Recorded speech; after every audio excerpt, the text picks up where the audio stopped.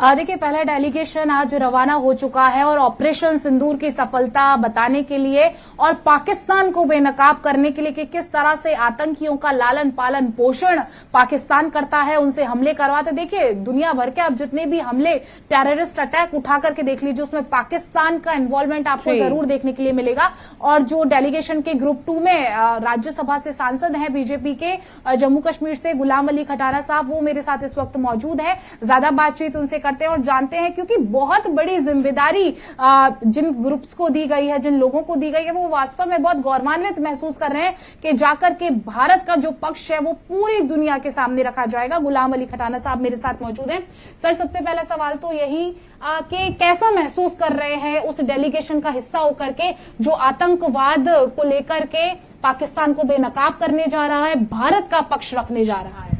देखिए, देश के वज़ीर-ए-आज़म नरेंद्र मोदी जी ने बहुत अच्छा फैसला करा है कि अलग अलग मेंबर पार्लियामेंट्स ग्रुप्स में बना के और बैनुल कौमी लेवल पे ये भेजा जा रहा है, जिसमें पाकिस्तान का जो हमारे साथ ही उसको वो भी आज़ाद हुआ था, लेकिन उसने रास्ता दूसरा अपनाया।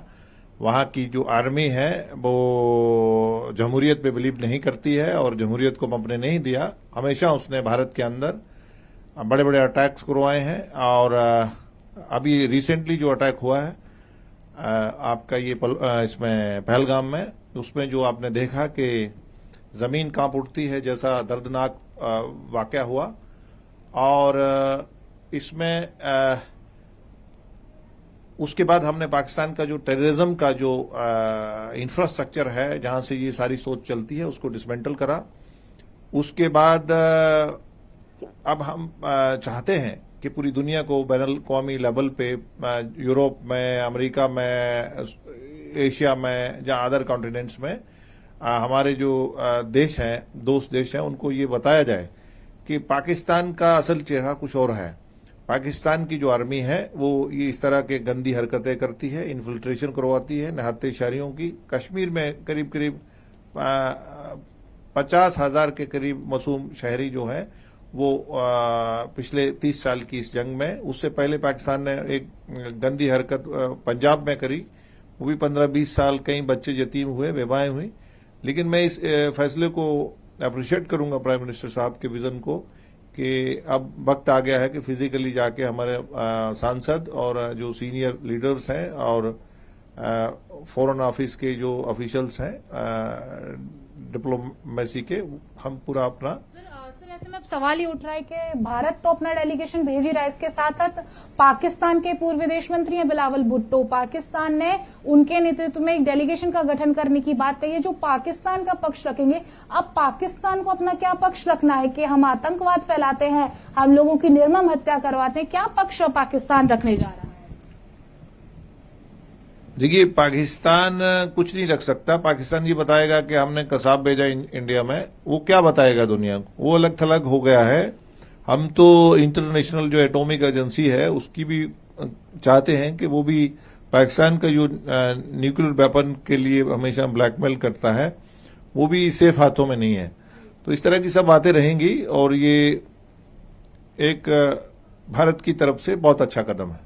सर, एक सवाल ऐसे में ये उठ रहा है कि जब भारत की तरफ से डेलीगेशन जा रहा है, पाकिस्तान को बेनकाब करने की बात कही जा रही है, ऐसे में पाकिस्तान के जो असीम मुनीर हैं उनको प्रमोट कर दिया गया है फील्ड मार्शल के पद पर, और ये दूसरे ऐसे व्यक्ति हैं जिन्हें फील्ड मार्शल बनाया गया है। तो क्या शहबाज शरीफ की जो कुर्सी है वो कहीं ना कहीं खतरे में? क्या तख्ता पलट के कुछ अंदेशा लग रहा है पाकिस्तान में? अगर आप देखेंगे ज्यादातर 60 तक पाकिस्तान में जमहूरियत थी। 1960 के बाद जैसे पाकिस्तान की आर्मी का ये गवर्न करने का उनको टेस्ट आया, उसके बाद वो आधे से ज्यादा समय पाकिस्तान में उन्होंने हुकूमत करी है और कमजोर हुकूमत है, वो डमी डेमोक्रेसी है। वहाँ जो मेन पार्टी थी, जो सत्ता में लोगों ने वोट दिए थे, उसके लीडर जो है उसको पंप ने नहीं दिया, उसका कलाकमा करा है जमहूरियत का वहां।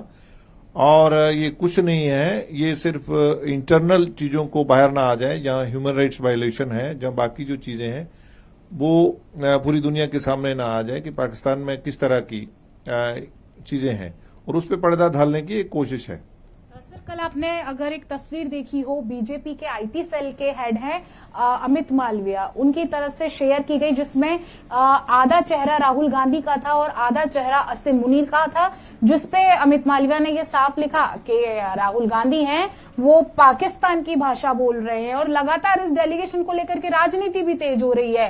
टीएमसी के अभिषेक बनर्जी, जो फिलहाल अभी डेलीगेशन का हिस्सा है, कल ही तृणमूल कांग्रेस की तरफ से नोटिफिकेशन रिलीज किया गया कि अब यूसुफ पठान की जगह अभिषेक बनर्जी होंगी। वो तो ये तक कहते हुए नजर आए कि भारत सरकार क्यों सांसद, नेता और एम्बेसडर को भेज रही है, उनको तो शहीद जो हुए उनके परिवारों को भेजना चाहिए विदेश में, या फिर जो सेना के जवान है जिन्होंने पूरा ऑपरेशन सिंदूर किया या होते हुए देखा उनको भेजना चाहिए। कि किस तरह की अजीब किस्म की राजनीति की जा रही है कि वो सांसदों को, जो लोकतंत्र का हिस्सा है, लोकतंत्र के मंदिर में बैठते उनको कुछ समझ ही नहीं रहे। देखिए, कांग्रेस को लोगों ने, देश के लोगों ने रिजेक्ट करा है, और वो इसीलिए रिजेक्ट करा है कि उनकी मानसिकता ऐसी है। वो भी मैं में रहते हैं, हम में आने के लिए उनको समय लगेगा। उनके समय में भारत घोटालों में था, और हम 10वीं 11वीं इकोनॉमी पे 10 साल मनमोहन सिंह जी प्राइम मिनिस्टर रहे, वहीं रुके रहे। आज का भारत हम में आ गया है एकदम। हमने एक जंप मारा है हमारी इकोनॉमी में, हम 5वें नंबर की बड़ी ताकत बने हैं। अब हमारा जो देश का नागरिक है, युवा है, वो स्टार्टअप स्टैंडअप के जरिए और प्राइम मिनिस्टर साहब का जो विजन है, हम तीसरी बड़ी ताकत बनने जा रहे हैं। लेकिन जो ये मेंबर पार्लियामेंट्स और सीनियर लीडर्स जहाँ जा रहे हैं, ये भारत का रहनुमाई कर रहे हैं, नेतृत्व कर रहे हैं। ये कोई पॉलिटिकल जमातों की रिप्रेजेंटेशन नहीं, वो घर का मसला है।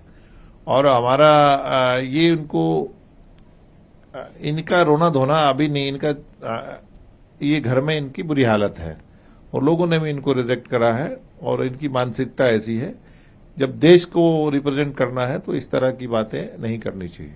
सर, ये जो डेलीगेशन जा रहा है, जिस एम के साथ जा रहा है, जिस मोटिव के साथ जा रहा है, वो आपको क्या लग रहा है किस हद तक सफल होगा? विदेश पर जाकर के अपना ये बात रखना कि भारत आतंकवाद के खिलाफ जीरो टॉलरेंस की नीति बिल्कुल समीक्षा, देखिए अब लगातार जो यहाँ पर तैयारी है वो देखने को मिल रही है, और इंतजार यही कि डेलीगेशन की तरफ से भारत का पक्ष किस तरह से मजबूती के तहत रखा जाता है। बहरहाल जानकारी साझा की और बातचीत की, उसके लिए बहुत शुक्रिया समीक्षा।